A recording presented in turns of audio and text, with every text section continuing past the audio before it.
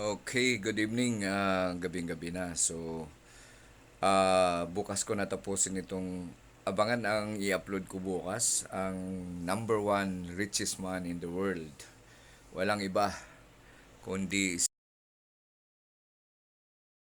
si Elon Musk, yung CEO and founder of the SpaceX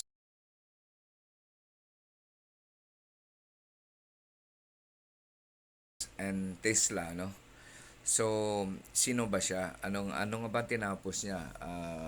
Katulad din ba siya ng ibang mga mayayaman na mga dropout?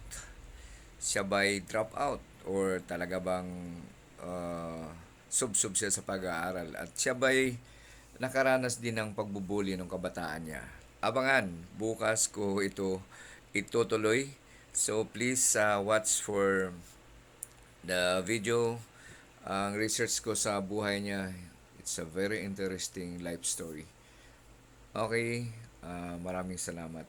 Maraming salamat sa inyong medyo padami ng padami ang mga nag-view o nagwa-watch ng ina-upload ko mga videos. Maraming salamat po. Thank you.